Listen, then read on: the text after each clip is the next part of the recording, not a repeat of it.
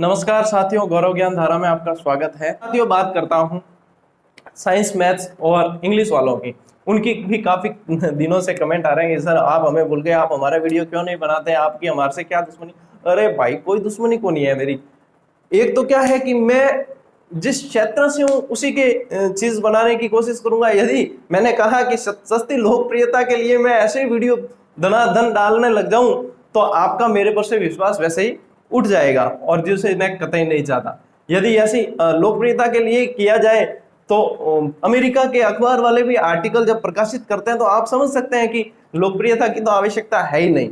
अब बात करते हैं साइंस वालों के लिए क्या करना है। देखो, साइंस वालों के लिए ऐसा है साथियों, जैसे विज्ञान के 30 प्रश्न है आपके, तो आपने बहुत अच्छे से पढ़े हैं उनको प्रश्नों को, लेकिन अब आप चाहते कि रिवीजन किया जाए। तो मैंने उद्योग प्रसार अधिकारी दी थी उस समय, और सामान्य विज्ञान पढ़ी थी साथियों। उसके लिए मैंने एक हेराल्ड की सार संग्रह आता था, एनसीईआरटी सार संग्रह, वो पढ़ा था और मुझे बहुत अच्छा लगा था वो। अभी भी यदि मैं कभी साइंस पढ़ने के मूड बनाता हूं तो मैं वह चीज पढ़ता हूं और मुझे बहुत अच्छा लगता है। सामान्य विज्ञान के प्रश्न काफी उसमें से सॉल्व हो जाते हैं। तो सार संग्रह की ये एक विशेषता होती है कि वह जल्दी से आपको बहुत ज्यादा मैटर दे देता है। तो मैं यही कहूंगा, एसएसटी वालों को भी कहा था, तो साइंस वालों के लिए भी यही है कि जब आप डिटेल पढ़ चुके हो तो उसके बाद में आप सार संग्रह ले सकते हो। कौन सा लिया जाए, ये एक बार आप बुक स्टॉल पर पधारें, वहां पर 2-3 सार संग्रह आपको दिखेंगे, उनकी आपस में तुलना करें, उसके बाद में खुद डिसाइड करें कि मेरे अनुकूल सार संग्रह कौन सा है।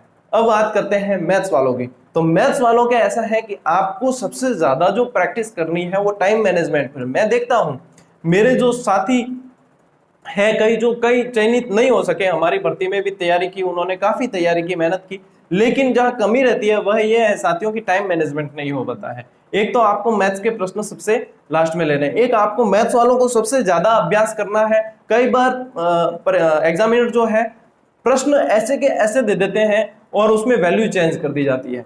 तो प्रश्न ऐसे के ऐसे, जब मैंने पटवार भर्ती निकाली थी 2012-13 के अंदर, तब मैंने सिर्फ और सिर्फ एक गाइड से मैथ्स मिलाई थी और उनके प्रश्नों को इतनी बार मिला दिया था, 10-12 बार, कि जब मैं एग्जाम हॉल में देखता था तो मुझे ये लगता था कि इसमें से सिर्फ ये वैल्यू चेंज हुई है और इसका फॉर्मूला ये ऐसे सेट होगा।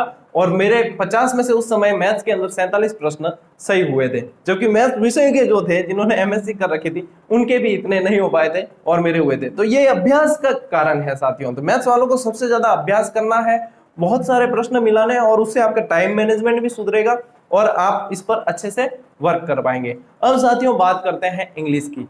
तो इंग्लिश में ऐसा है साथियों कि ये लैंग्वेज है, लैंग्वेज में ज्यादातर जो पढ़ने की रणनीति होती है वह समान होती है साथियों। आपके गद्यांश पद्यांश आएंगे, आप पुराने पेपर को उठाकर देखें, उसमें से देखें कि आपके कौन कौन से सवाल कहां से बन रहे हैं, किस टॉपिक से रिलेटेड। गद्यांश पद्यांश में अब ऐसा नहीं है कि 10वीं 12वीं के अंदर जैसे आते थे सीधा ही प्रश्न दे दिया, उसमें से ढूंढ के 10वीं 12वीं के 8वीं और 5वीं में आते हैं आजकल कि सीधा ढूंढ कर दे दिया जाए। लेकिन आपके अब इसमें प्रश्न ग्रामेटिकल आएंगे, आपके व्याकरण से संबंधित प्रश्न आते हैं। तो एक बार तो पहले वो व्याकरण वाला पार्ट तैयार कीजिए आप।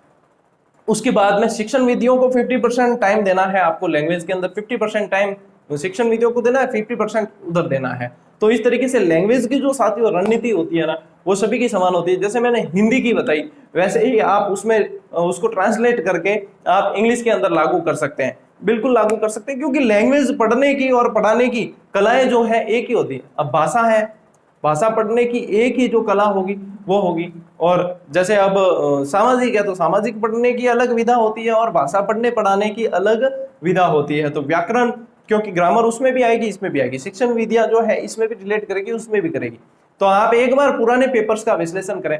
कई बार मैं भी जो है मेरी तैयारी करता हूं और मैं कई बार लगता है, मुझे घबरा जाता हूं कि मेरे से सिलेबस कवर नहीं हो रहा, या फिर ऐसा लगने लगता है। तो उस समय मैं 10-15 मिनट बैठकर चिंतन मनन करता हूँ। इसके पीछे एक कारण होता है, जब हमें लगता है कि बहुत ज्यादा पढ़ लिया लेकिन फिर भी ऐसा लग रहा है कि सब भूल रहे, इतना पढ़ने के बाद भी याद नहीं आ रहा, टेस्ट पेपर में नंबर कम आ रहे हैं वगैरह वगैरह। ये सारी शंकाएं मेरे साथ भी होती है, आप सभी के साथ भी होती है। आपको मुझसे इतना लगाव इतनी जल्दी क्यों हुआ? क्योंकि मैं आपकी उस चीज को बताता हूं जो महसूस करते हैं। वो तभी बता पाता हूं क्योंकि मैं खुद महसूस करता हूं।